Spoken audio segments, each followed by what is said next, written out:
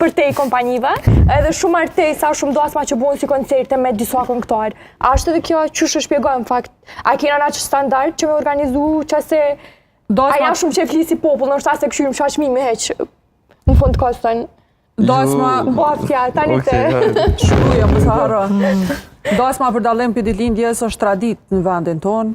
Kush ka e bën, kush nuk e ka, do të thëtë, e bën me traditat, unë i përkas krajinës hasit edhe normal që ne ende i praktikojmë traditat me dev, me tupana.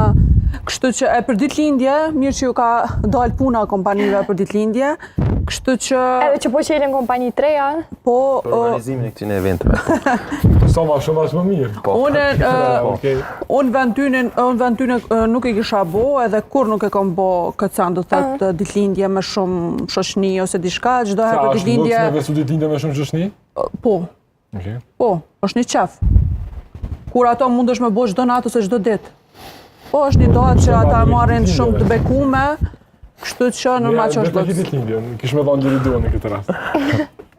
Njëherë vetë po të ne është duke u egzageru. Unë e ceka dhe ma herët, jo të jetu për njerës, kështu që...